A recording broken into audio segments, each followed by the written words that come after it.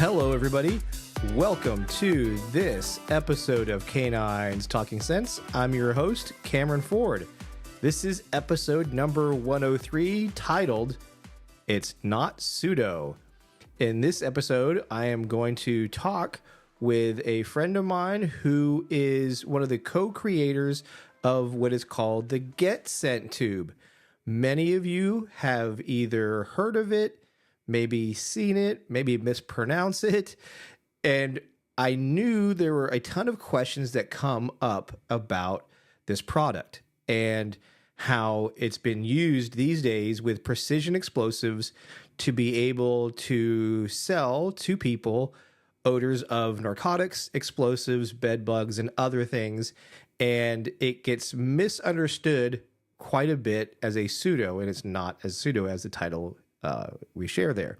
Now, we'll get into that episode and answer a lot of the questions that come into it, such as how do you store it? Can you re-soak it? How much odor is coming off of it? So on. So many questions that are very common when it comes to this product. But before I get to that, I want to share with everybody that we have a lot of new things happening in the Ford Canine membership.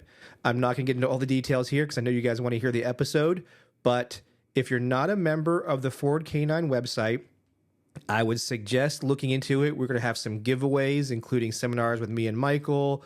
We're going to have some other special products and classes, webinars directed to members. And if you guys are already members, I am very thankful for you guys being a part of that. And we have more things coming your way for the different tiers of membership. So again, a lot of the listeners that are out there, if you're not a member of Ford Canine, I ask, please look into it. There's a lot of things that we share. Some come directly from this kind of episode we're doing here. So in this case, there might be something we'll be giving away to membership that come from the product in this episode, along with many other things. And then lastly, we have our upcoming trainers class, detection dog training class, in June here at the Michael Ellis Ford Canine School in Santa Rosa, California. Go check out the FordCanine.com website. Go check those events out along with other ones. We have Jens Frank coming here in June, Florian Schneider, also from Austria, coming over here in June. A lot of different events, so go check those out. But now, on to the episode.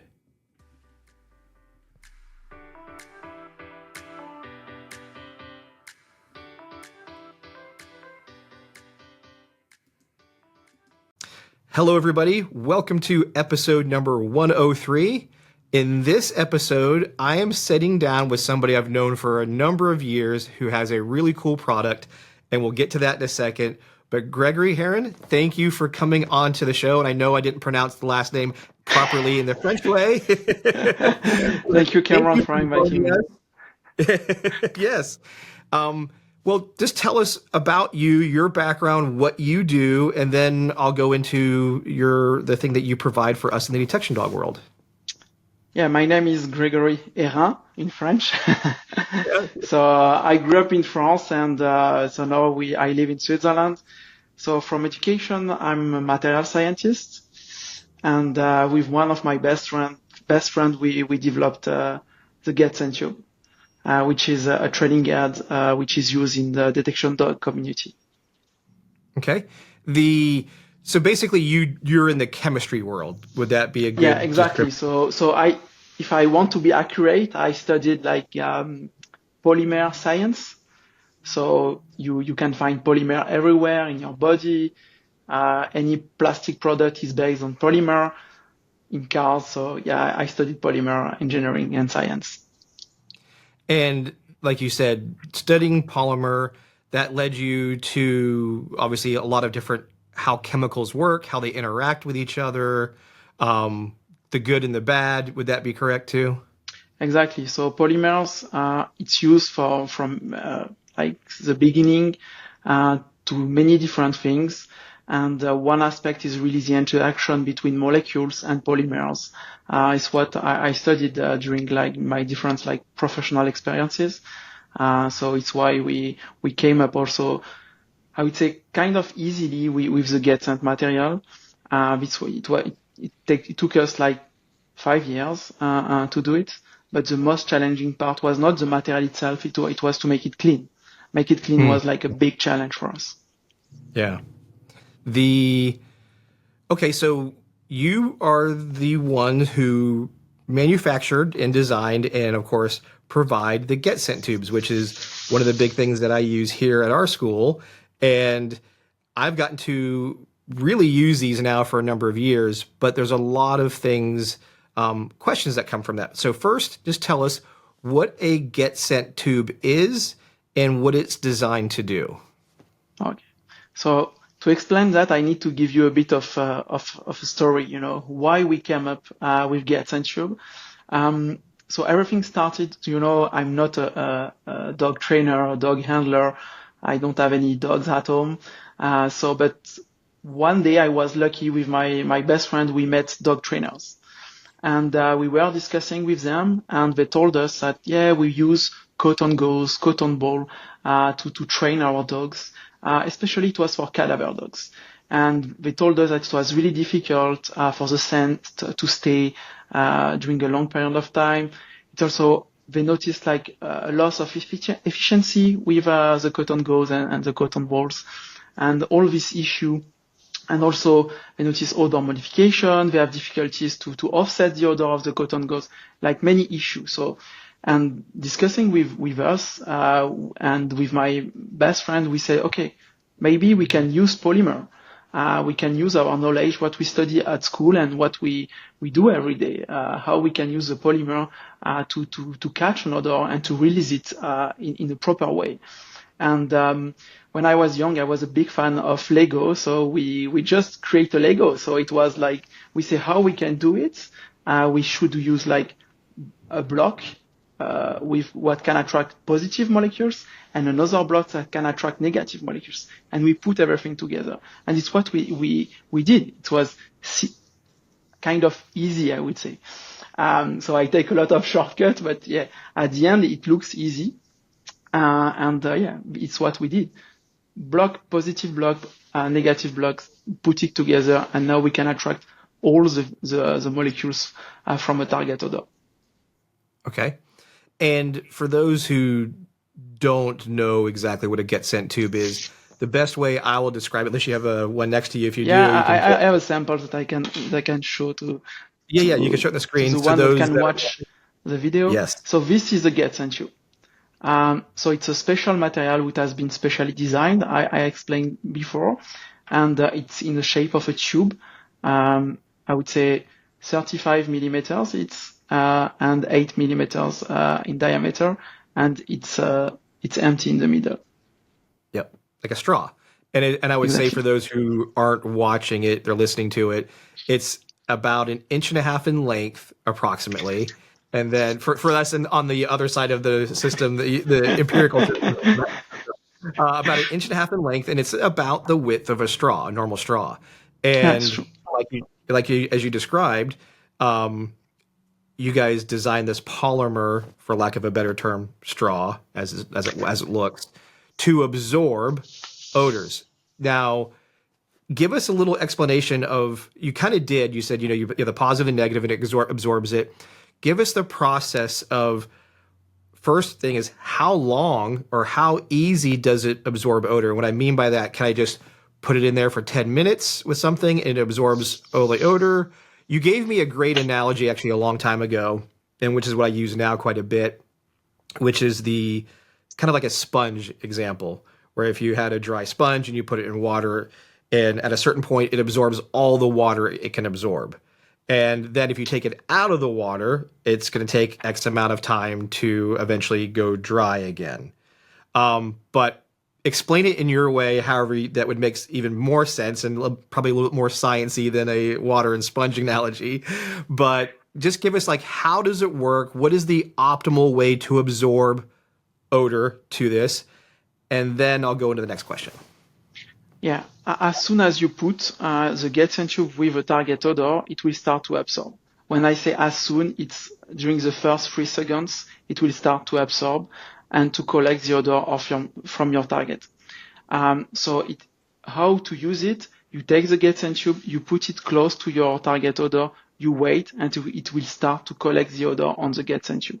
So this is the way how it works. And we have two phenomena. The first one is adsorption on the surface with a D.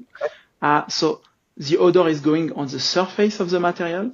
And after we have an absorption inside the material. So we were talking about before cotton gauze, cotton balls, and so on, Q-tips. The molecule stays at the surface of the material. In our case, it goes in. So the odor is protected by the material itself. So this is how it works for the impregnation process. And once you have impregnated, you remove it from your target odor. And now you have a gradient of concentration. So it means that you have a lot of odor in the tube, nothing in the air. So everything is going out. So this is how it works, and it's how the dog is able to detect a get sent tube with a target odor on it. And I'll share on the screen later on when I do this, and when it goes live, obviously. Like for those that were listening and trying to understand, there's adsorption, AD, and absorption, AB. And like you said, adsorption, the D version, it goes into it, right? At the surface. With a D, it's adsorption. First phenomena, it goes at the surface, and after it goes in the material. Absorption is in. So adsorption, ad is on the surface, absorption is in. Exactly. And once it's in, like you're saying, once it goes in past the surface, now it's protected. Is that correct? Or like you're saying, it starts going out. The odor is protected, yeah.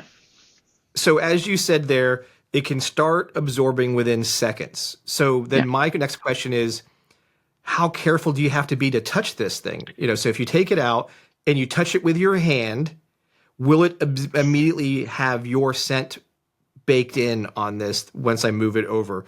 Or should you follow strict protocols to only handle it with maybe forceps, tweezers? How do you prevent inadvertent contamination, at least until you've maxed out how much it can absorb? So at the beginning, you have to be really careful. When you open the bag, you have to use gloves, you have to use tweezers. And as soon as it's impregnated, the risk is really, really limited. But at the first, when the tubes are blank, you have to be really careful because there is a risk.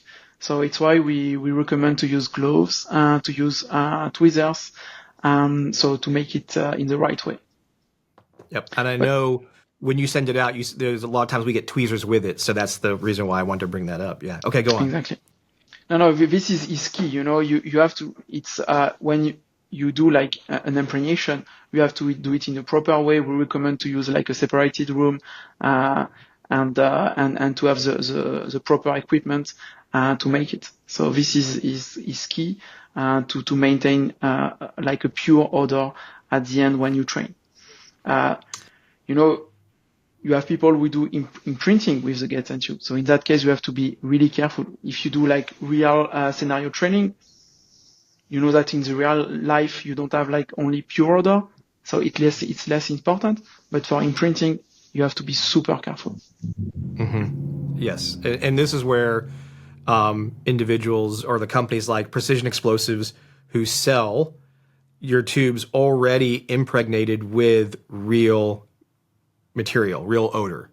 Exactly. And this is where a thing comes up all the time, that it's not pseudo. What you have is, and what they provide is, it's not pseudo. This is the real odor absorbed in a get sent tube. And it's hard for, I think, a lot of people. Again, my joke always being, a lot of us, my joke is we're knuckle dragging dog handlers. We don't have a really scientific background. So when we hear things like you're mentioning, it verges on the side of, oh, this has got to be magic. This, it doesn't compute in my head that I can put this little straw thing in there and it will, even though I can believe it works with a cotton ball, but the minute someone's providing me something that they're going to sell, skepticism comes in and we're like, oh, I don't know about this. So in this design, like you said, once you've placed it with the whatever material, do you have to have it in direct contact with the material? Like, let's just say, I'm just going to use cocaine, for example. Do I need to drop this into the cocaine, or can it just be in close proximity, not touching it, and it'll absorb quite well the cocaine molecules? So I recommend you can put it in contact, but we recommend put it in indirect contact, not like not touching it. Not touching it, I yeah. can explain why. Because if you leave it above the target material, let's say cocaine, you have all the surface available to collect the scent. As soon as you put it in touch with the substance, you hide, a part of the surface, and you don't collect the gas, the odor. So it's why we recommend non-direct contact in order to have like the best absorption. Okay. And for those that understand basic science as a kid, solid, liquid, gas. And what we are capturing is the gas, which is technically the odor. And that's what our dogs detect. Or even though there could be a solid or a liquid present, what the dogs detect is the gases coming off the solid or the liquid. And as you're explaining, all I got to do is put this in the area where the get scent tube can be collecting the gases coming off of whatever the substance is. And then that's how it begins to become more impregnated with the odor. Now, Exactly. the next thing is how long? What is the recommended? I've read the research done by the U.S. government where they share 72 hours with the explosive materials that they were using was, I guess, the optimal. Was that based on your guys' recommendation? What do you guys recommend? And does it depend on the type of material and the odors that we're trying to absorb? Is there like a recommended time for human remains versus drugs versus bombs, et cetera, et cetera? It more depends on what you want to train. Because if you leave the tube like 10 seconds, you will get like a very low amount of odor. If you leave it 2 months, we will get a high level of concentration. So it depends on what you want to do with the get scent tubes. So it's a really difficult question, because we get this question almost every day, but it's case by case.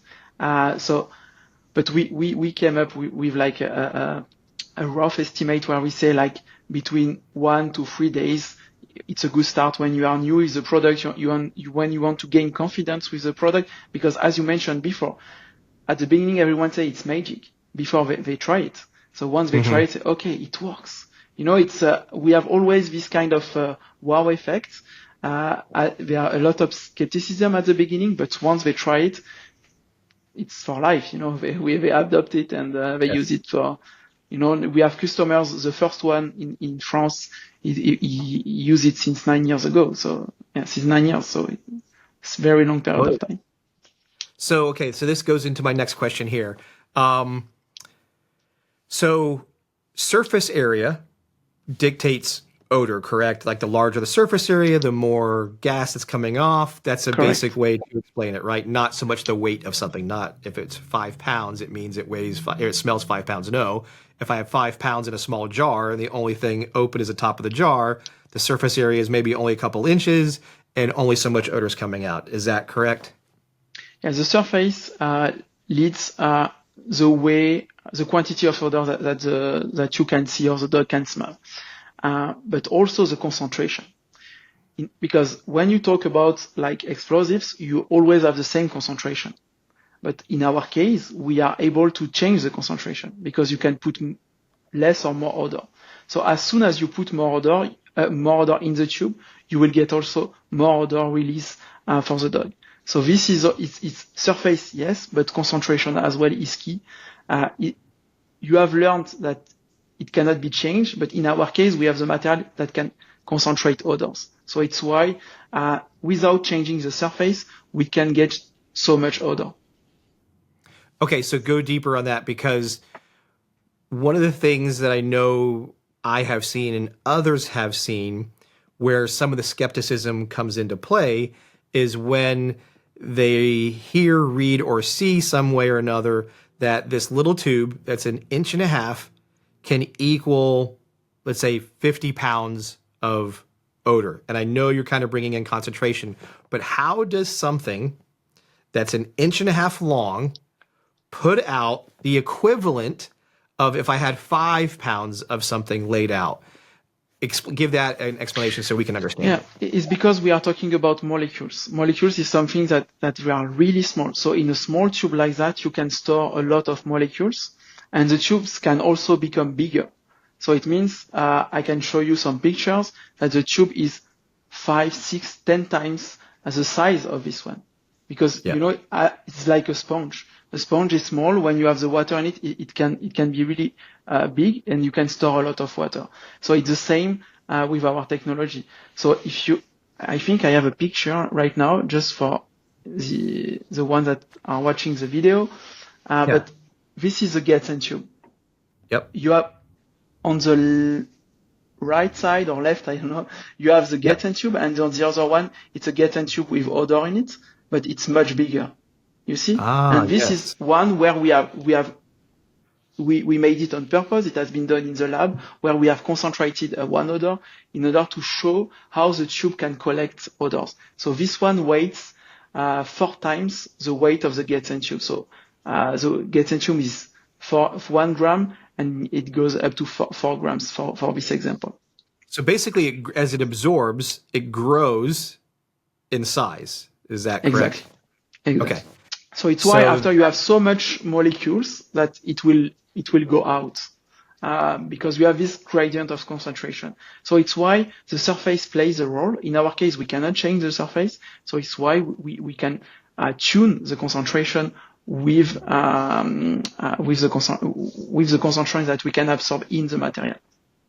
Yep. And so, like you bring up, so we can have a surface or a device, I should say the best word, which is the Getsen tube, that has a unique ability over other products to absorb by design odors and then release these odors.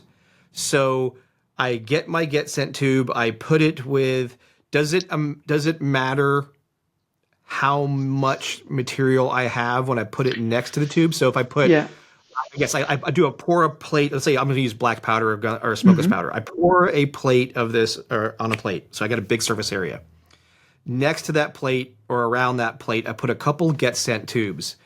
So does that surface area do better than if I just had it in the jar and I put it next to a jar with the lid off of it? Give that explanation. Like, how would that work? If you put like the SP, you make it like you spread it all over a plate, you will get more odor for sure, because this is how it plays. The surface plays a role for the SP and the target material. But what you have to pay attention is something that we said because we heard many people said, oh, okay, I can concentrate a lot, the Getsen tube, and I have a huge concentration. Yes, it's true. But the limitation is I need to have odor from my SP at a certain point of time. You won't get any odor from your smokeless powder because it will be dry.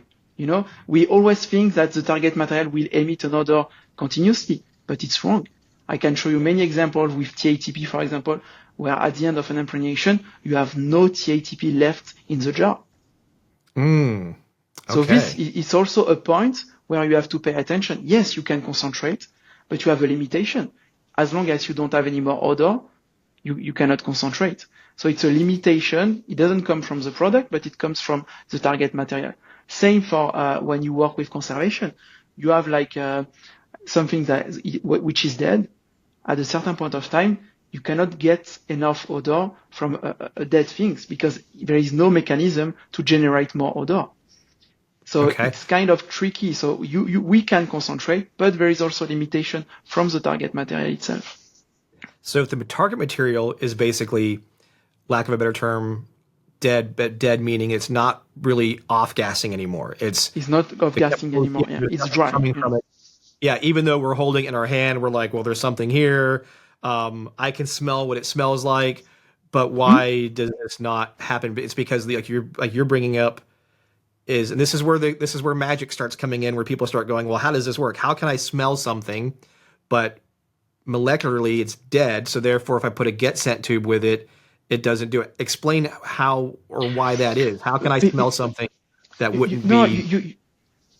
When it's dead or when it's like dead since a long time, and when it's, I would say, dry, the odor and it's not off-gassing, you cannot smell anything. So you don't smell anything, and the Getsen tube cannot catch anything.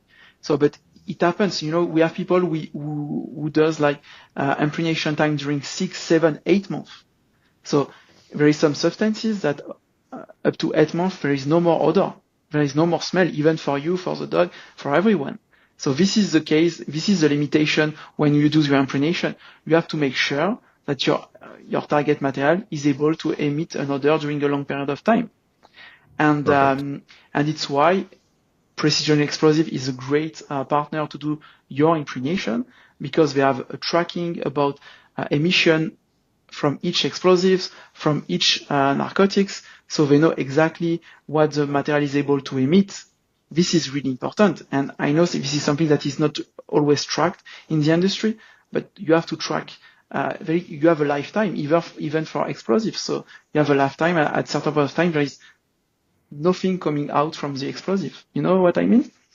Yeah, totally. And that you're bringing up a huge point by having a company like Precision Explosives who knows exactly what the material is, what it's off-gassing, how good it is. They're actually testing the material ahead of time, knowing its purity level, and then professionally impregnating the get sent tubes and then offering them for sale to the people like dog handlers like us that want to buy them and use them.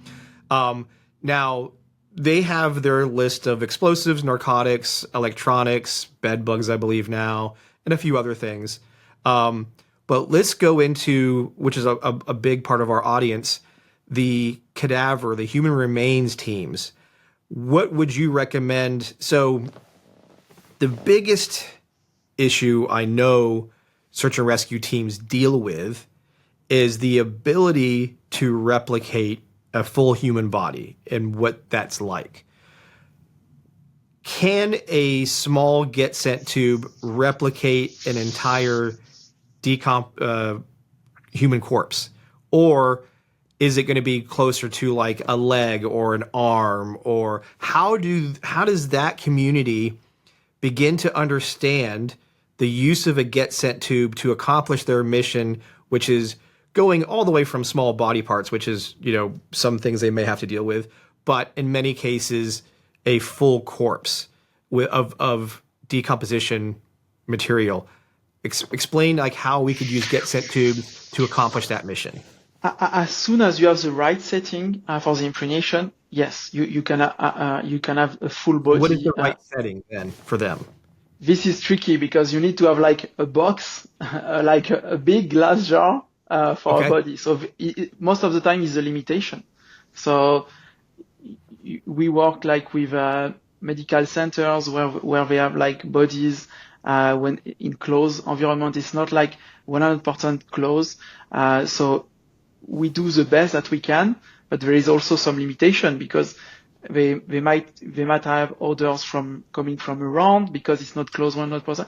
It's why the size make it difficult. We can do it with the product, but the size to make it in the closed environment is kind of tricky. But I know that some people are doing it. Yeah. So medical institute, they have access to the body, they have access to like proper lab, and they are doing it. Okay. So like you're bringing up is the first thing is creating a condition that is conducive for absorption of decomposition material. And that would be basically like, in a sense, lack of a better term, sticking a human corpse into a glass jar and then putting get sent tubes in there to do that. But obviously that doesn't happen very easily unless you're working with laboratories. So the next best thing, would it be, let's just say a human remains team stumbles across a body that they've located. A lot of times when they remove the body, there is decomposition material still kind of left behind in that area. Or maybe there's clothing materials that are still there. Would you recommend, or is it a good idea or a bad idea to put the get sent tubes maybe within, or grabbing a sample of that decomposition material, putting that into a jar, or the clothing into some type of container, and then putting get sent tubes into there? Now, I already know as I give that explanation, it's similar to the drug dog world, which is what is also being absorbed on the tube? Is it the clothing material? Could it be the detergents that were used, the dirt in the ground, or like Could in the be drug dog? everything. Yes, exactly. Okay, so that's what I want to cover. Okay. So it's why what we do, with precision explosive is we collect something that different part of the body to represent what we think, because it's always like that. So what we represent a full body. So in order to make it in a proper way, in a closed environment, in order to have the best odor as possible. So it's what we do. But yeah, taking things from the ground, it's polluted. For me, it's kind of tricky. And also you don't know the stage of decomposition. This is also key with human remain. You need to know your stage, because you need to know on what you train.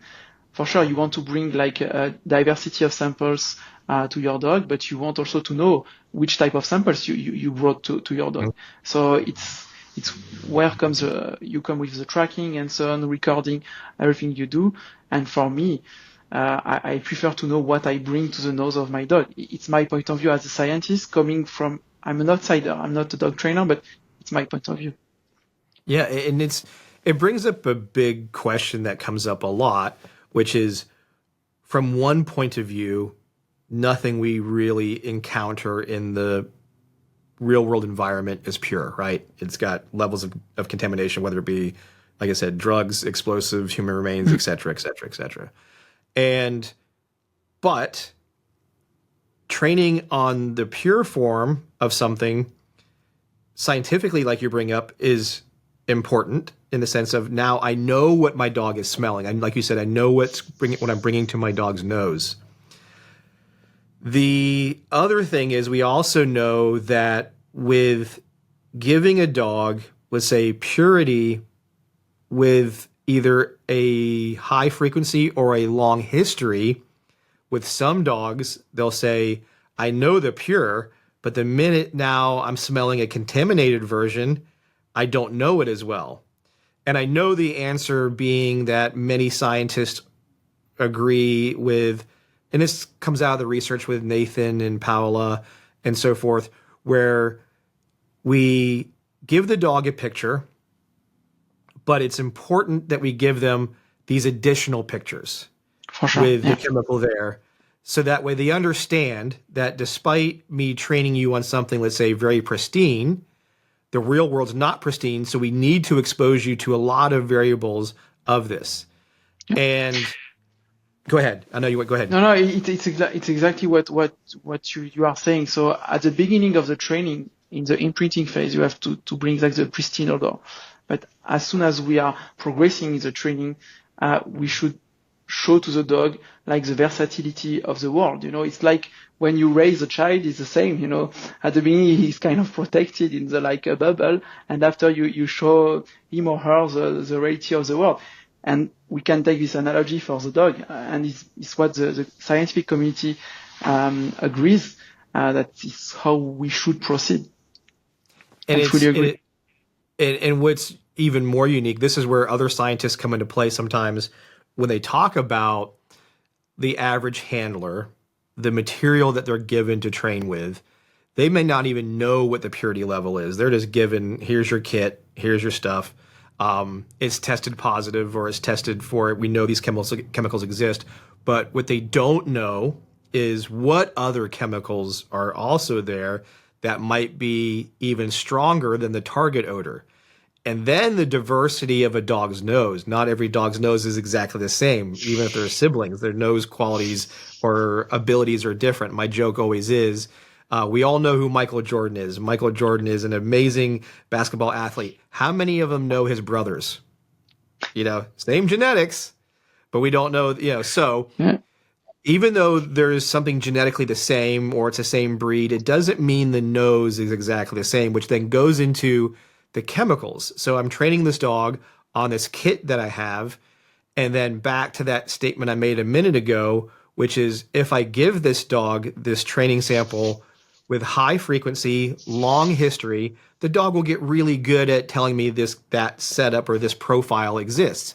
But the real world, will have variants of that profile. Like certain chemicals might be stronger, certain might be less, and so forth. And we can't make the assumption that if I've trained my dog simply on this, even the pure, that it will automatically alert to the other real world condition with other chemicals present that may be overshadowing the target one, until we give them those examples and we reinforce the dog in training. Hey, here's the pure version. Here's a dirtier version. Here's a really dirty version. Here's a semi-clean version. Here's this version with an additional couple of chemicals in there. And then, as another one that Dr. Nathan Hall shared, was then the, like you brought up, the concentrations go way up. And those concentrations, whether they're high or low, can also change how it smells or is perceived to the dog. Is that also a... Yeah, this is key, and the concentration, you have it's two dimensions. The first one is like the purity of the odor, and the other one is the concentration. If you train a dog only on high concentration, it will detect only high concentration. Same for the low. So there is like an amazing study that has been done by Dr. Hall and all his team, and to explain like the range of concentration that a dog can detect, and it's pretty tight. It's like it's not pretty broad, it's pretty tight, and you have to train your dog on any concentration that you are interested in the field. So this is key. Yeah. And right now we are seeing it with the GetSense Rasco, which is a tool to collect odor, and I have it right here. Exactly. So in this way, we collect odor actively. So the molecules are coming to the tubes, and we have less odor. And you see, not all the dog has the same like lower threshold. So this is key to be sure that your dog has a low threshold before going in this application, for example. Yeah, and this brings up the other point that I know you have dealt with and I have dealt with when people first get the tubes to train on, and they'll say, oh, I don't believe it works because I put it out and my dogs didn't even acknowledge it. And there's a number of reasons why that happens. So one of them that I usually bring up is concentration. They may not be, the concentration the dog is used to is different than clearly what the tube's putting out, higher or lower. And then, of course, like we said, that's backed up by Dr. Hall's research. What, even if I remember the percentage correctly, if it's tenfold higher or tenfold lower of their normal levels they've been training on, the dogs drop to like 6% accuracy until reinforced on those variable levels or concentrations of odor. And once they're reinforced for that, then the dogs go right back up. But the assumption that many have in the detection dog world as trainers, we believe initially that if I train my dog on this and I go from, let's say, 2 grams to, half an ounce, my dog should be able to find anything. But when we come into the real world, it doesn't translate appropriately, or we see actually in some cases what experienced handlers get good at is they read their dog's changes of behavior. Their dog may not indicate, but they're like, I don't know what it is, but there's something over there. We should investigate it. And lo and behold, they find something. And it was because the dog said, I kind of know what this is. I recognize, but I'm not committed to it because it's not the same enough. But a new handler who doesn't have the experience in how to read the dog with those unique changes misses it. And again, actually taking this whole point forward more, I can give a personal example. There was a dog I trained for a friend of mine. He works in a prison system. And knowing that his dog is a drug dog in the prisons, I knew that this was going to be a very low amount of substance or even odor available because of it's a prison environment. They're not pushing kilos through there necessarily. It's very small amounts of narcotics, usually baked or impregnated into something like paper and ink and things like this so they could smuggle it in easier. So knowing that was going to be what this dog was going to face, we started training immediately on lower levels with the GetSent tube with this dog on all the narcotics. And it's paid off extremely well because we took the information from the science community, the data behind this, and said, okay, if I need to find small, I got to train small. But even though this dog is working in a prison environment most of the time, they could get called out to go assist on a search someplace else. So I need to expose to the big amounts too. But what we definitely learned was starting with what I would call moderate to low amount of odor and then going up was easier for most dogs, at least in my experience, than starting with a higher amount of odor and trying to go down. And like I said, I know you're not a dog trainer or dog, but how does that translate to you scientifically? Does that make sense through a scientific approach, kind of starting at like the middle to low amount and then expanding higher?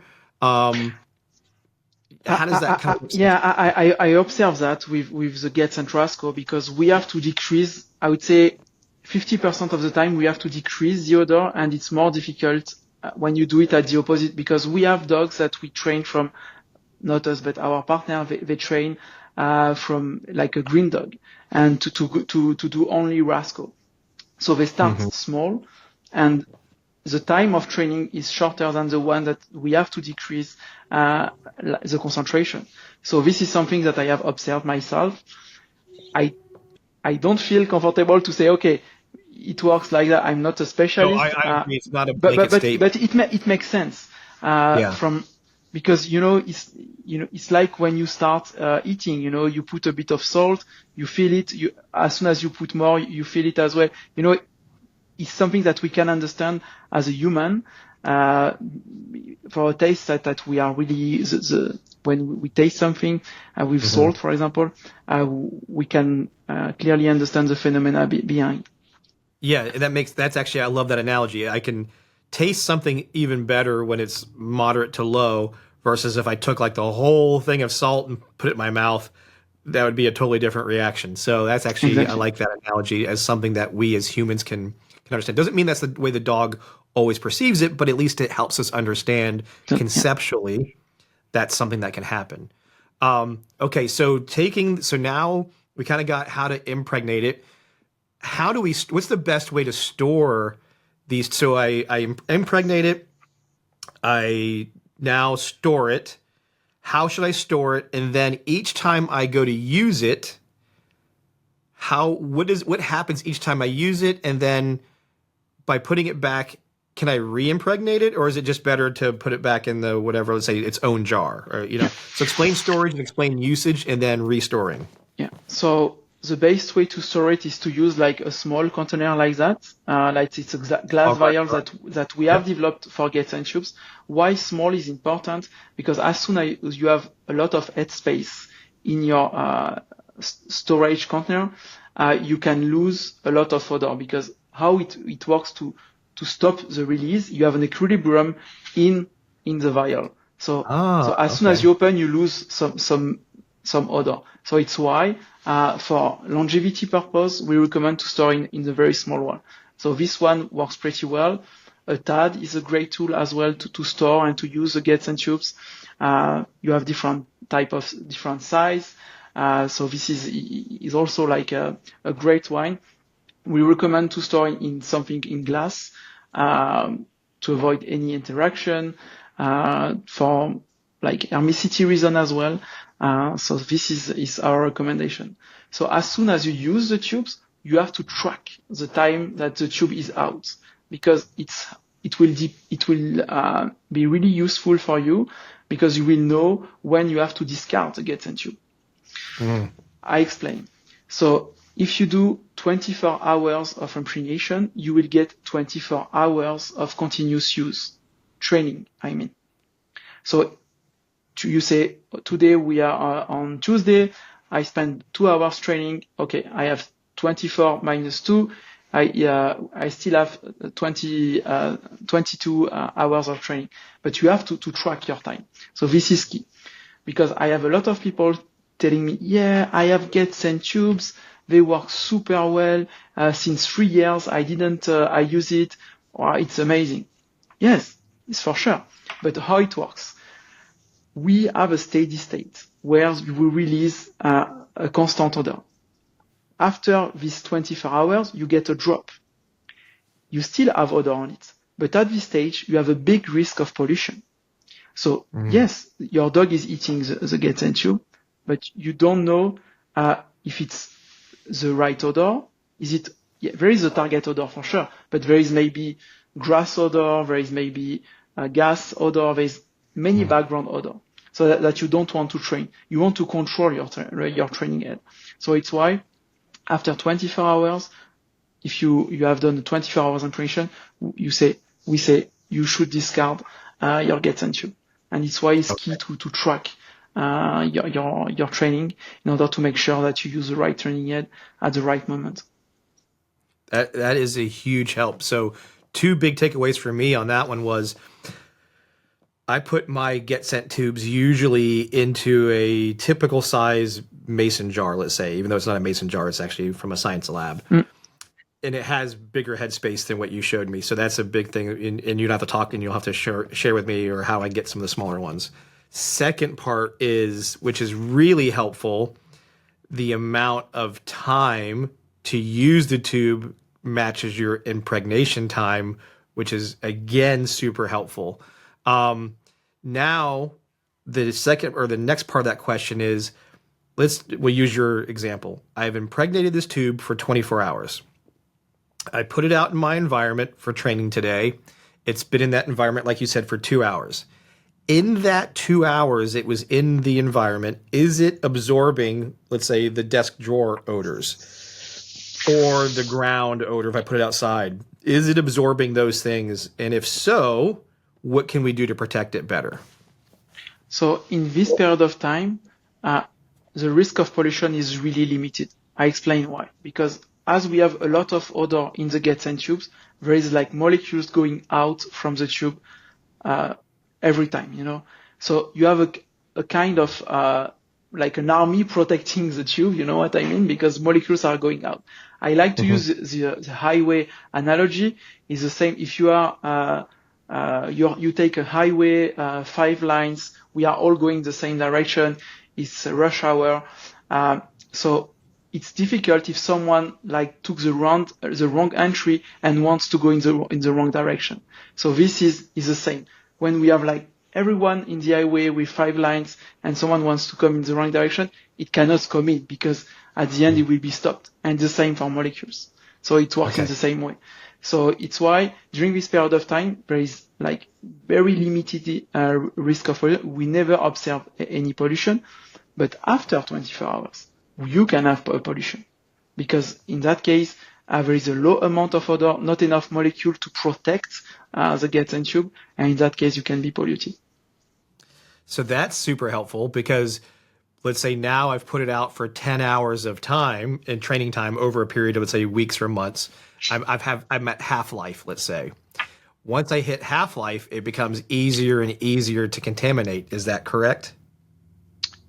Half-life, no, but at the end of it's like a drop. So half-life, you don't have any contamination, but at the end of half-life, yes, you can be contaminated.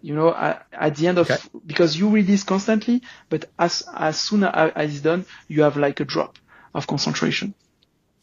Okay, so is there ways to protect this once I start putting it out in my training environment? You mentioned TAD, which I know of, and those that don't, that means Training Aid Delivery Device. It's made by Dr. Michelle Mon. It's on her website, scicanine.com. You can get it on Ray Allen and things like that. So that protects it, and does that elongate the life of a Get Sent tube if I have it within a TAD, or does it, as some might say, also filter it because now there's a membrane going between the tube and the environment? How do we protect? I guess at the end of the day is what's the best practices I can use to have as much life out of my tube as possible with the least amount of contamination? So it gives an extra layer of protection for sure. So if it's like ourselves, we are going out, we have a small jacket, you take a big one, you are sure that you won't be cold in the snow, and it gives an extra layer of protection for sure. After you have the membrane in the TAD, you have the restriction cap. So and this for sure will change the quantity of odor that will be available for the dog. And we don't have a study showing it will be like 20% less, 10% less. This I don't have it. Maybe Michel has something, but we don't have this type of study to say, okay, if you put a Getsen tube 24 hours, it will release X amount of odor. This I don't know. For sure, it will have an impact because you have a membrane. But I don't know exactly how much odor you will get. And I would guess it's also based on whatever chemical is absorbed, right? So it plays a role, yeah. Yeah, so those that are really high VOCs compared to ones with very low VOCs would make a difference, at least as far as I know it. And those who don't know what VOCs is, volatile organic compounds, which means how smelly something can be. If it's really high VOCs, things like gasoline, alcohol, so forth.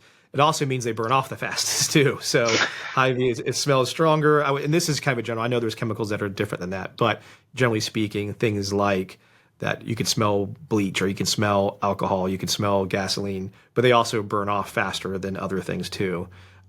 So in any case, the higher the VOCs means it could probably smell a little bit stronger, but also dissipate a little bit quicker than some of the other ones. So people have to consider when they have their Get-Sent tubes is what chemical we're using to how efficient it's going to be, which leads me now to the use of Get-Sent tubes are starting to be put out towards the sport community that do essential oils, which are really strong VOCs. And there's been, like, I know Michelle went through a period of time, even with TADS, working with the essential oils was something that was kind of difficult to deal with initially. She had to make some changes to the TADS for good use if they did use it with a nosework essential oil. What is the pros or cons to the use of a Get-Sent tube? Because again, the sport world already uses a soak in a sense. They're using a Q-tip many times, maybe a cotton ball, gauze pad, whatever it is. Most times it's Q-tips. Why would they need to use a Get-Sent tube when they can easily just go to the store and get a Q-tip? And I'll add this, the nosework world really doesn't give a crap about contamination. They shove all their odors together, then they compete. No one's odors are really all that clean. So their dogs kind of have to get used to birch, anise, clove, and maybe a couple other ones, depending if they do a different sport. That level of, just from a scientific view, really dirty environments, right? Really dirty way of storing things.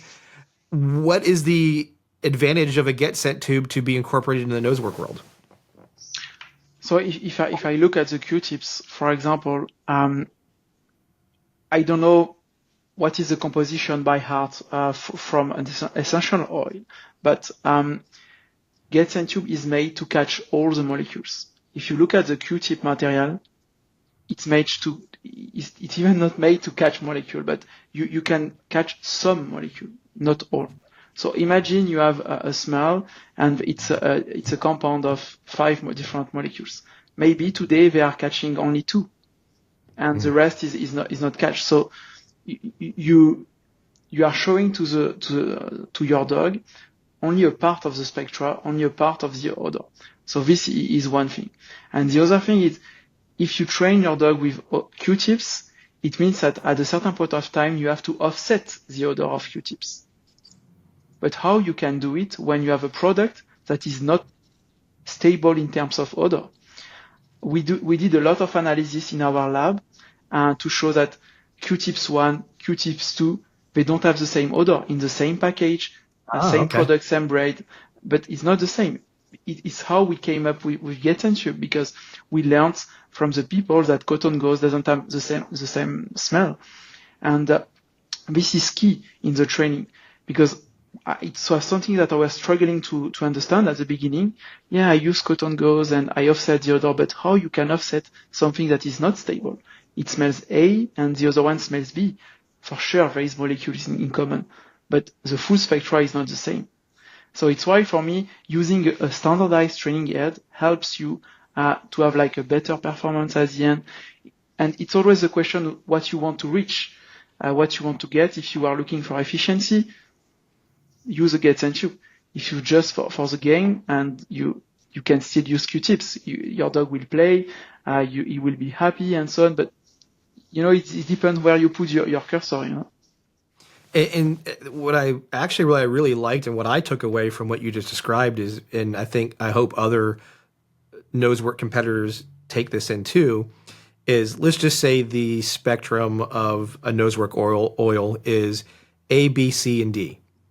And as you pointed out, on the Q-tip that I've been training on, I may be only exposing my dog to the B and C part. A and D isn't in that picture initially. And I'm training with my kit the way it is, so I'm getting lots of history of B and C for my dog. Then all of a sudden I do train with somebody else, and now this version has A, B, and C. And the dog is like, okay, there's a lot of similarities there. And some dogs will say, yep, no problem, this is what I'm looking for. Other dogs are going to go, A is different.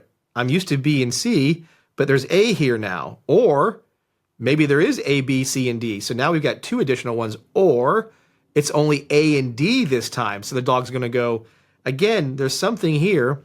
And I'm not completely sure, which is why sometimes maybe the behavior change or even an indication is weaker because it doesn't know. And to your point is, let's start off showing the dog A, B, C, and D.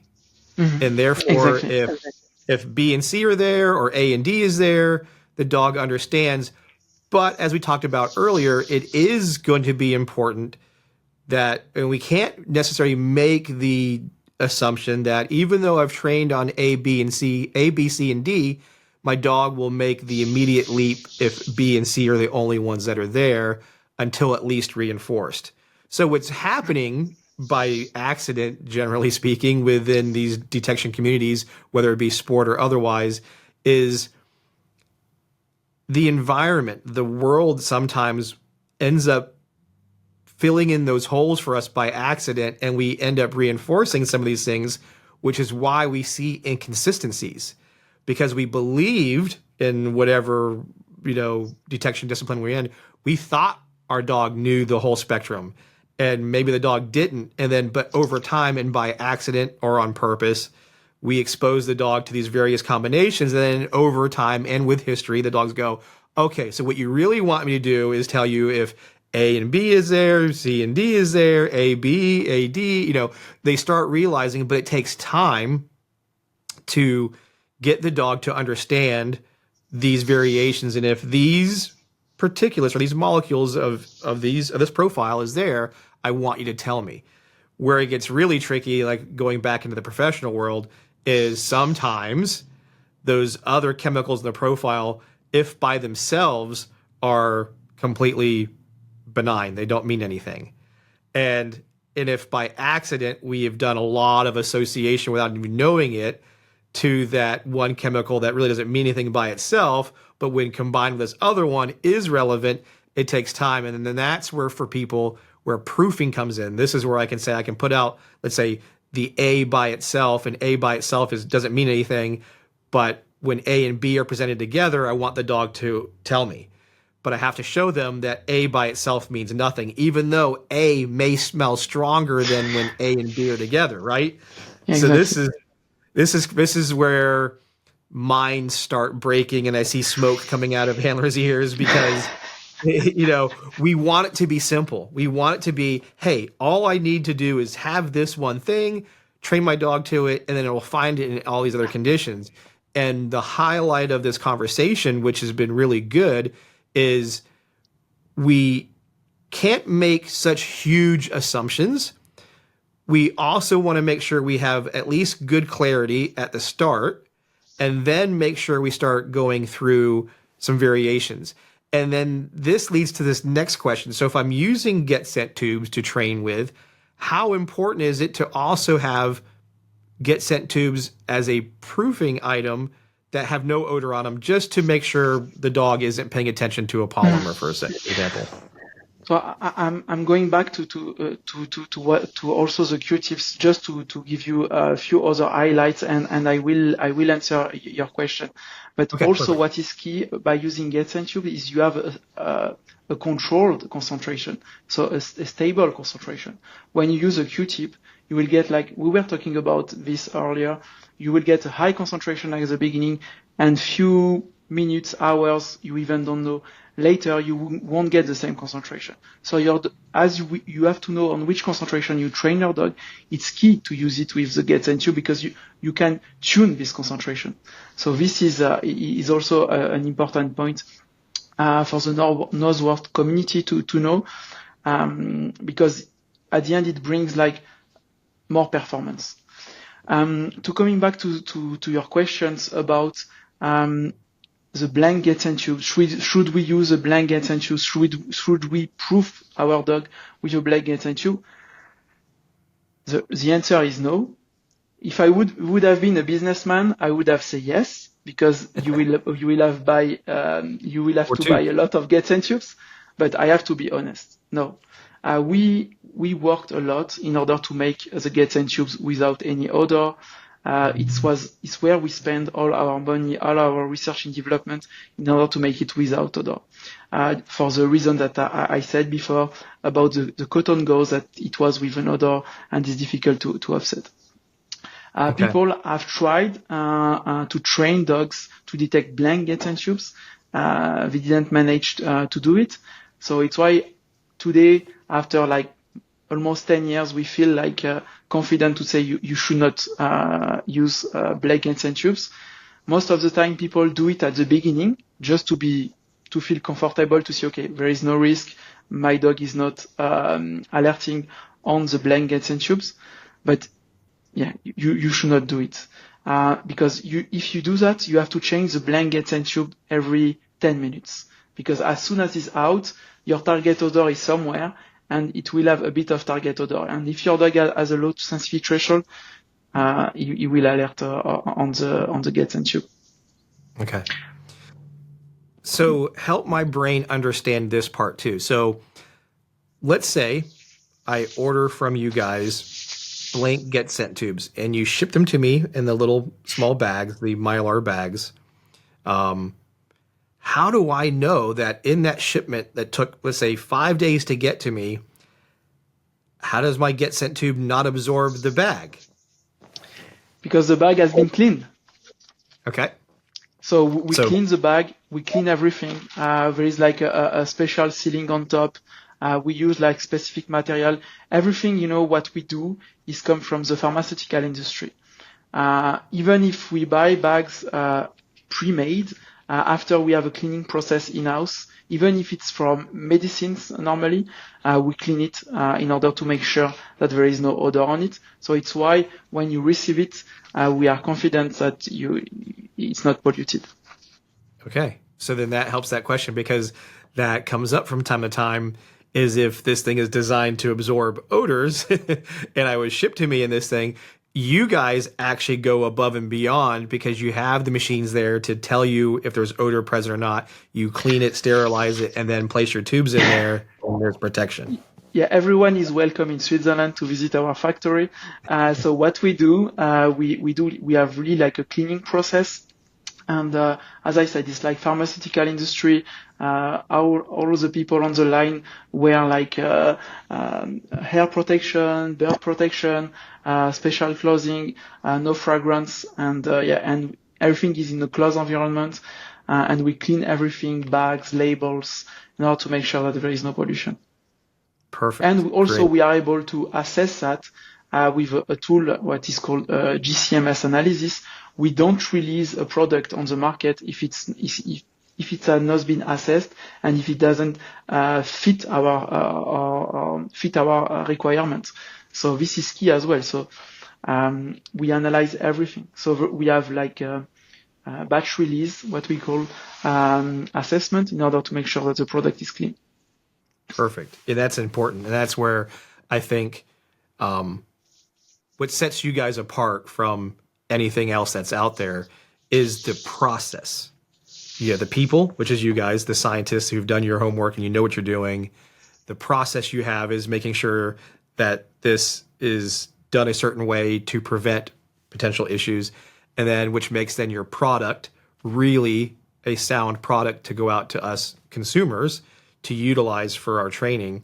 And then this is what I'm hoping is helping the educating the consumer what the product does, how to properly use it, how to properly take care of it, and in this case, and when to replace it. So on that whole system right there, I order I'll just use an example, either my HR, my human remains, or let's say my fentanyl training aid from Precision Explosives. How long? Because how am I as a user to know how long that's been stored, right? You said like the 24-hour example.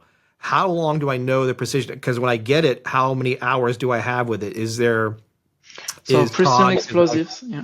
Yeah. For Precision Explosives, it's we say that it's for 150 use. So it's equivalent to 150 hours of training. So on the website, there is all the details about the impregnation time, the quantity of material used. Everything is detailed. We share everything to the community. There is nothing hidden. And and it's like we ensure that the people can use it like 150 times. So the important part there is then, like you said earlier, if I want to know when to replace my tubes, it is based on the storage time. And if I buy it from a manufacturer such as Precision, on the use time, on your use time, on the use time, yep, yeah. Means I get on average 150 hours of that use, or 150 uses, like you said. And if I wanted to be on the safer side, because like you said, if we get past the half-life, let's say we get down to, I've been using it now for 100 hours, I am potentially increasing the contamination. Not necessary, because we are also like, we try to be on the safe side and with what we claim. Gotcha. So what you're giving us is we're staying within the ideals and avoiding that. Exactly. But if I went to use it for 300 hours, I'm probably now, or 400 hours, yes, now I'm risky. Yeah. Okay, good to know. This is important. You can discuss in the community. You will see people use it since like 5 years. I have people say, I did one impression. I use it since 5 years. I use it like almost like every week. Yeah, for sure it works. This I know. And people say it's amazing. I don't think it's amazing. You have to pay attention on what you are training. What I've learned from just my experience, I typically know obviously when it's not working as good because the dog tells me. The dog stops really showing interest in it. And then the second part is I've also learned, when I was in Las Vegas, the heat and the wind, it was a pretty windy environment there, depending on how I had it out, decreased it faster than I expected. For sure. It's the same as the explosive itself or the narcotic itself. When you heat it up, it's you will have more odor and at the end less quicker. Yeah. It will be done quicker. Yeah. Yep. Okay. So that's really good, important information. I think, like I said, it gets overlooked by us in the community. We don't necessarily think of that. We just think, I got it. It's going to work forever. Here I go. And which is the same thing with, like you said, the exact same issue with the real material training aids. So having physical explosives in my hand or narcotics or whatever in my hand doesn't mean it's putting out odor 4 and 5 years later, which is what I try to explain to a lot of these agencies. One, their storage procedures are pretty rough at best. It's gotten better over the years. I'm seeing better storage procedures with a lot of agencies. However, as you already know, it is pretty rough at best. Certain, handling procedures, odor hygiene, all the things that we look at is not so great with that. So added that with the materials they have, they don't know. And in other cases, I'll just use the narcotics, for example.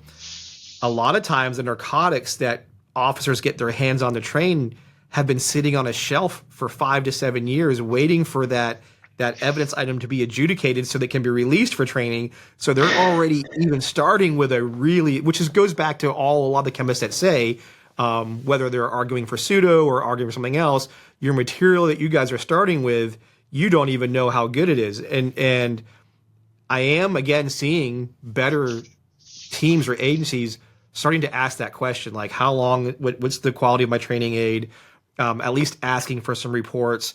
I always tell them to reach out to chemists either in their crime labs or potentially even like Dr. Palatitaman, who's always willing to sample stuff for them and tell them how good it is or how bad it is in some cases.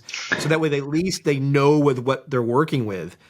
And then that makes it more efficient for when they're operational. And the expectation is my dog should find whatever my dog's trained to detect in a lot of different crazy conditions and other variables that I probably haven't exposed my dog to. And if I've already started with something really, one, that I don't know of, and two, could be really contaminated or really, like we talked about earlier, dead in odor, this is rough. And then this is why when I put out a Get Scent tube, which is really fresh, it has really good odor, dogs go, I have no idea what that is because I have not been exposed to this. So yeah, it's why it's key, to have someone that can take care about the target material as Precision Explosive are doing it, in a proper way with the right condition, and also with like a turnover of materials that they can change because they know that there is no more odor. And I think also, as you mentioned, the Paola lab, and they have you have in US like an amazing scientist community for you, to help you to back what you are doing. And for me, it's a chance, and the people should use it more often because Yep. it's great. In EU is not the same, and we are starting to do things, but yeah, you have so much people, so much really good scientists. Look at all the papers that are coming out right now. It's great, Yeah. and they are all working together, going the same direction. So I love it, and coming from outside, and I just see that I'm super, I would say, proud of what you are doing. It's great. We're really in a good spot right now. And actually, the next episode I'm recording for the podcast is Nathan Hall and Paula Tiedemann together. And we're going to discuss a lot of different things. So, because like you said, there's been a number of things that are coming out now that in many cases can validate experience from trainers, and in other cases challenge what we've thought or tell us finally information. What is the best way to do this, or what's the best practices for storage of odor, handling of odor, testing of odor, and then having a product like you guys have, giving us something that's cost effective, easy to obtain, easy to put out in my training areas, and clarity for the dog of what they're looking at, and the ability to change the levels of odor. I don't have, even on my reel, I have to put in some effort, and depending on the person or the agency, they may be restricted on how they can change or modify the amount of odor available.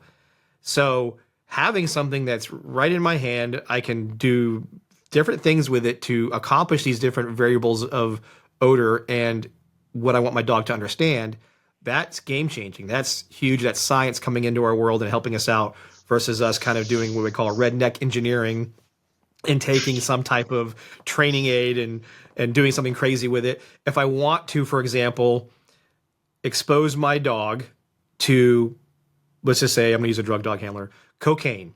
And a lot of times cocaine, when it's trafficked, is layered in ways to get it past the system. So layered in, let's say I have the cocaine, but I've put it around of plastic bag, which then has tape over it, which then has dryer sheets over it, which has, but what's cool is I can take a Get Scent tube now and mimic this kind of concealment. I can take a Get Scent tube with the pure cocaine on it, wrap it in a dryer sheet or put it in a plastic bag and mimic these other things that are there. And my dog can understand, oh, in this way, you want me to tell you it's there. But the training aid I have as a police officer is my cocaine in an evidence bag inside a canvas pouch. And I can tell you, I don't know, including my career, any cop who has found cocaine in an evidence bag in a canvas pouch as a real find.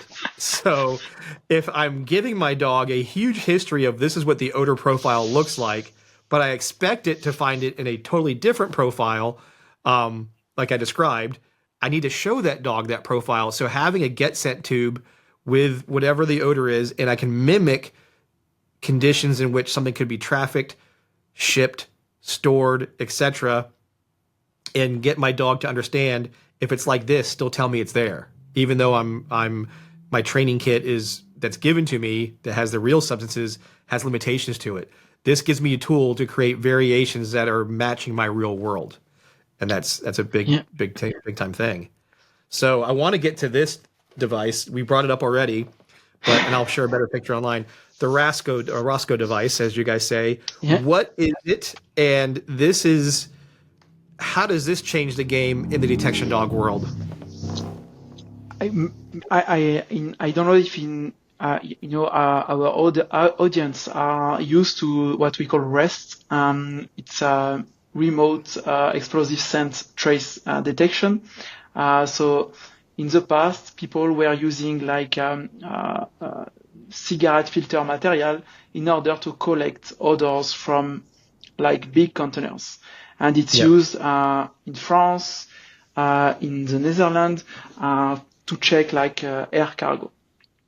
Yeah, so I'll give the audience an example real quick. So, like you said, I've seen it firsthand in Europe. They'll go to, let's say, a semi-tractor trailer, that in our language, and they'll take this device that kind of sucks the air from inside that container into this device. And some devices have a already pre-programmed system there that reads the molecules right there. So it's like a dog's nose in their hand, right? I think one's called a Fido device over here in the United States. But other ones just collect the air, take that out, and they can also do lineups for dogs that way and let the dog sniff it. So those that are hearing that, okay, so we saw that. So yeah, we saw that, and we try to understand, because they use as well like cotton material, something similar to cotton, and we said, but how does it work? Because imagine you have something like really packed, or you hide explosives in a liquid, you cannot grab any particles, and because everything was based on particles. So particles it's a particle, something that you can see with your eyes. Molecules is something that you cannot see, and it's something that can go everywhere. And it's why we say, okay, with the GetSense tube, with our GetSense technology, we can be much more efficient because we can grab molecules. So even if it's packed with like many layers of plastics and so on, we are able to grab molecules where grabbing particles, it's impossible. So it's why we came up to this business, and it's a game-changing technology, because now we are much more efficient. We are able to detect 200 grams of explosives in a big container of 60 cubic meter. So I don't know the translation in US. Big container for those that are listening. It's a huge one. So it's why what we can achieve with our technology, and how we do it. We have this device that I can show to the ones that are watching the video, and you put the GetSense tubes on this device, and you plug it on the Dyson, like it's something that's already existing. Perfect. And you just press on, and you put it close to the container, you press on, and you will collect all the odor on the GetSense tubes. So this is a game-changing technology for all the aviation industry in Europe. And now we are getting through the certification to be spread all over EU. It's what we have developed. It's our last innovation. And also it's used for many other applications like bed bugs detection. Yes. Because today, imagine you are a small company, you have 1 or 2 dogs, you have to do like every day 100 rooms. Look at the time that you need to do it. You take you vacuum all the rooms, you get 100 samples, you go to your lineup, as you mentioned before, and you go through the lineup. It will be super fast, and it is super fast. It's a huge efficiency. It's a huge efficiency. And also, you know better than me that some dogs, they like to work in specific environment. They don't like to work on carpet or on specific flooring and so on. And in our case, the dog is in a specific room with the right moisture, the right temperature, and he knows what he has to do, and it's much more efficient. So people are saying that it's much more efficient than, even the free running detection. So it's a game changer for, like you said, the bed bug dog world. I mean, huge game changer. I also look at it, this is a game changer for the electronic media detection dogs. Because now I can take that, vacuum, or that's best said word, but use the Dyson there with the Rasco and the gas vent tube there, and take samples of areas around a room and different, or maybe up high where I can't get the dog, and then expose a dog to that and say, is there any type of electronic media odor here? And that is a huge tactical advantage, because if I'm looking for something the size of a fingernail, like a micro SD card, and it's hidden in a ceiling, of course, the difficulty for a dog to locate that is very hard. But if I go with my team, and if we've already done a search warrant, I can take that Dyson with a Rasco on it, scan, let's say, the ceiling line or top of some shelves, or do whatever, a wall, whatever it is, label those samples, and then put it in a lineup and immediately run the dog. If the dog hits on something, okay, that came from that area. We can go check it even further and find out what's possibly there. That's Exactly. super efficient, really easy, and again, to me, what I would call a tactical advantage for a detection dog team. This is what I would also do again for the prison dogs who are I trying wanted to to say we have a lot of in this field, yeah. Yeah, the tons of mail. So they could sample, use this device, sample mail really quickly, or even a container. Let's say there's a bunch of envelopes in one mail parcel container. Hit that and go, okay, I need to check that container, but I can disregard these other containers potentially. That's, again, an efficiency and a tactical advantage to use. Now, I do have a question, because we're in the process of, like I already told you, doing some videos using this product. So someone who buys a pretty expensive Dyson vacuum cleaner to use for this, right? Can they still use the vacuum cleaner as a vacuum cleaner and then take that one arm off, or is this device supposed to be only used for your detection? No, it's we recommend using only for detection.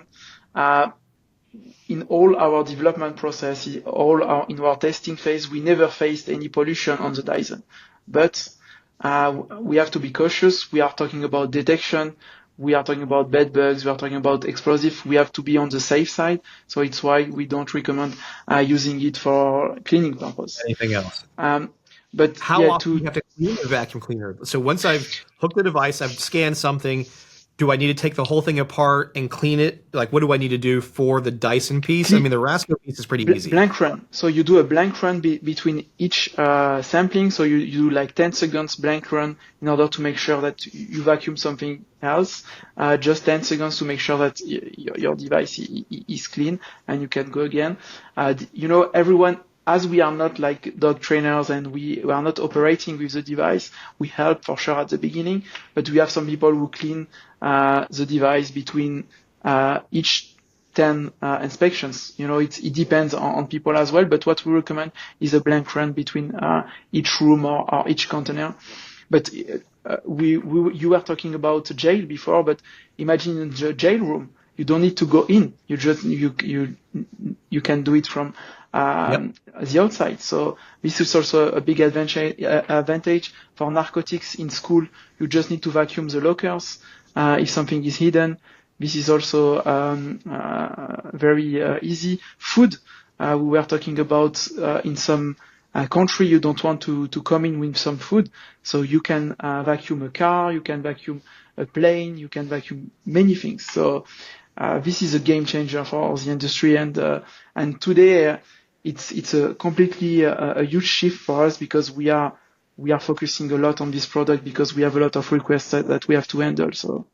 Oh, like you said, I know it's a game changer. I see the value in it, which is why I'm not rushing out to put the video. I want to do the videos in a really good way, so that way we can share it with you guys and share it for a lot of other people. And I'm probably going to use it in a conference coming up later this year, probably in the fall, where I will demonstrate the use of it to a bunch of police officers, whether it be mail, car, et cetera, so that way we can see that the dogs can do this. And that will be that, again, that's taking something that sounds magical and turning it into real fact in front of you. And then the other part I want people to consider is when you do connect the Rasco to the device, to the Dyson in this case, it's the tip. It's like a funnel. So it's the tip of the funnel. So what happens after the backside in the container part of the vacuum doesn't matter if it got dirty in there, because the Rasco's at the front of it. So as long as you take the Rasco off, like you said, and you clean that's the part that matters. It's the machine behind it doesn't matter. We don't care about the container, the part that's collecting it. Go ahead. Yeah, there you go. Show it. And you see, this has been specially designed. So we spent like, I would say hours, 100, even more hours of simulation in order to create a specific flow. And this part is made by a special process which is 3D printing, but of metal. It's like this, it's also a medical stainless steel. Nice. So, and everything is designed inside to have like a specific flow in order to turn around the gates and tube. So this also, you have, I would say, if I do an analogy, it works a bit like the nose of the dog, where it can concentrate odors, and it's the same in this one. So this little plastic tube that comes with it, this is the front, yeah. So this you can use it in some cases. We put it when we sell it, but this is a special material that has been designed to not collect any molecules. And when do I use this little piece? When I put this, because like you said, this goes into the vacuum. You know, imagine if you have like a ceiling that you want to go in, but today we don't use it. It was really used at the beginning because we saw that it was a good idea to use this one. But now we develop like a cannula, aluminum cannula, and we design the shape depending on the application, because this start to be not cost efficient as well, because you have to buy it as soon as you change. Every day you have to change it, so it costs a lot of money at the end because it gets dirty. You have like a bit of grease, oil on it, so it doesn't look clean. So it's why we shifted a bit, and now we use like aluminum cannula or this kind of stuff. I'll have to get that from you before I do my big I will send you one for you. Yeah, in the conference. But you know, if you vacuum a room like for bed bugs detection, you don't need any nose. No. You can do it with this one. Yeah, no, this is, like I said, this is why I saved the best part for last on this episode, was sharing this, because this is where technology is going for us. Not only technology in training dogs and having like the boxes that Dr. Nathan Hall has, the olfactometers, sampling, your device there with the sampling, the get sent tubes. This is technology coming into the detection dog world, technology marrying with a dog to make detection much more efficient and much more clear as to what we are detecting and what we're sampling. And then makes it more efficient to be specific about what we're training for, and in some cases what we're training against, to proof out things. And again, I look at something like this as such a game changer for these new up and coming detection disciplines like the conservation world, where there's tons of variables at play, where you can do something where it's very difficult to have a certain training aid because we don't want to introduce a certain thing into an environment, some invasive species, but then how do I train on it? Well, a get sent tube, I can put in the laboratory with the invasive species, get the odor of it, and then now just have this to put in the environment, which is how I would expect to find the invasive species, not some dried out version that I don't necessarily know for sure what's coming off of it. Any of those that are in that scientific based kind of community and conservation detection, I can't express to you enough how much of a tool the get sent tubes are, and then even the Rasco device is to use for conservation detection and making such a, and then in some cases, not even the need to put the dogs into a hazardous environment anymore. I can walk around with a device, sample certain areas, bring it back to an area that's safe for the dog to work, and go test this. So, or not say test it, but have the dog verify for me is odor present or not, and not risk the dog in certain situations where maybe even putting the dog in the environment is problematic. You know, whether it be a safety thing or damaging to the environment itself. So having a way to collect an odor sample from the air and then bringing it back to the dog is super game changing and more efficient than a lot of other options. So big time. I mean, like I said, you and I have known each other for a long time now. I'm going to say it's got to be 6, 7 or more years. Because I remember when you first started coming to these conferences, you know, you would have this stuff set up and people would look at it. And again, the world goes, is this pseudo? You know, because they don't hold something in their hand, and you get thrown into that market all the time. I mean, I get conversations like, for example, there was a question that came into me the other day. someone was told by their trainer, oh, you don't want to train using anything other than the substance. So they were, no cotton balls, no soaks, no nothing, because that's not the substance. And I'm like, I have to remind them, is your dog trained to detect substance or the odor of a substance? So no matter how I present the odor of the substance, odor is relevant, because the conversation went into, well, that's residual, right? Well, I don't want my dog hitting residual. Well, how, in some cases, the odor coming out of a car could be equal what residual by definition would be. Mm-hmm. And that's just a lack of understanding from our community what odor and types of odor are, or the levels, back to we talked about earlier, the levels of odors are. Again, if I am on design trying to conceal a substance to get it past the cops, the amount of odor coming out is going to be, let's say, a residual level. So if I don't expose a dog to what that smell is like, the dog will have a harder time finding it or indicating or committing to it because it's not used to that. So clearly, I always got to tell people, well, what is your detection discipline, and what is expected of you and the dog to locate? And is it pretty wide from like huge amounts? Like, are you working in the interstate and you're doing trafficking and you're going after these, huge loads of narcotics, or are you working at jail where there's very little? But in both cases, let's say I am the interdiction dog handler, even though there's kilos there, depending on how well it's packaged and concealed, there only may be a little bit of odor coming out, and I need my dog to tell me. Just as I need the dog to go, holy crap, there's a ton of odor here, and respond. So where, again, if I'm working at jail or I'm working electronics media dog, in these situations, I know the amounts of odor are going to be lower. And then scientifically, well, then that does kind of match what residual is. So therefore, training on something like a get sent tube or some type of absorption material to train with is a way relevant. But we, again, back to how this whole thing started, why we want to use get sent tubes is because they're controlled. We know what's going to be on them, not a bunch of other things. And like we all can agree, yes, Q-tips, cotton balls. I mean, Dr. Nathan Hall's research shows these things all work, but he highlighted what you said earlier.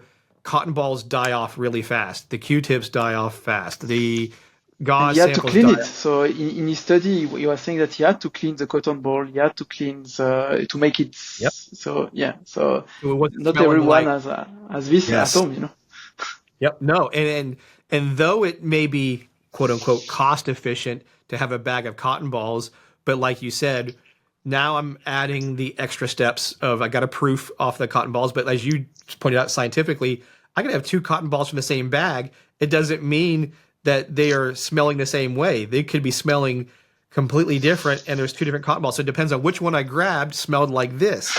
So whereas if I grab a get sent tube, it is all consistent. And then if I get one already impregnated with odor, I know what it's been impregnated with and the purity level behind it. And these are tangible bits of information that I think we overlook, and we need to overlook it less and be better about, especially in the beginning process, the clarity of what we're training. I can only agree about what you are saying, so it's clear. So I fully agree. I can't thank you enough. You've been a huge supporter of the podcast. Of course, we do ads. We did a lot of ads back in the day. I still do. I still go around. And for those that are watching and listening, every student who comes here, especially now that we're at the new school, is getting get sent tubes. And in some cases, we have the novel odor training aid here. So people come through our school and they don't know what they want to train their detection dog on. We'll use the get sent tubes to absorb some NOTA. And then when they leave the school, they have some tubes with NOTA on it, and then they can go train their dogs with that until, NOTA becomes more easily accessible. But either through Michelle Mon or myself, we give these people something to have. But the students, when you come to our trainer school, you're going to know what a get sent tube is. You're going to use it in training. You're going to get familiar with it, and you're going to understand it. And then you're going to have this tool now going forward to help you be better. But those who want to find you, how do they find you? I will share on the video here, the website, and of course in the show notes of the podcast. But what's the best way to find you, get a hold of you, and then also watch some of these maybe videos of what you guys have and how to use a Get Sent tube? So we have like the website, as you mentioned, with a lot of information. Also, we are gathering all the research around the Get Sent tube. So we have a science page where you can find all the scientific publications. And on top of that, you can find us on all the social networks like Instagram, Facebook. We have also a YouTube channel with all the videos that we have collected since we are existing. In US, there is like a couple of distributors. You can find us at Realen, Liebherr, and of course, if you want like impregnated Get Sent tube, so with the odor on it, the best way to get it is to reach Precision Explosives. Yep, absolutely. And you've been a huge supporter. We're not necessarily, I don't resell them, but what we do is I'm kind of like what I call the funnel system. When you come to the school here, like I was saying, we expose the students to using these items in all forms of training. And because we train all different types of detection dog disciplines, it's really cool to be able to take the Get Sent tubes and place them with these different samples. Now that I'm in Northern California, conservation dogs are coming into play even more. And they're like, holy cow, this thing. So between the human remains aspect, the conservation, one class I could have like 5-6 different odors. And by having the Get Sent tubes and allowing the students to use these, they're like, holy cow, this is really, it changes it for them quite a bit. So again, thank you so much for the support you've always given us. And we will continue sharing that. Again, everybody, thank you for tuning in and watching and or listening to Canines Talking Sense, where it's okay to be nosy.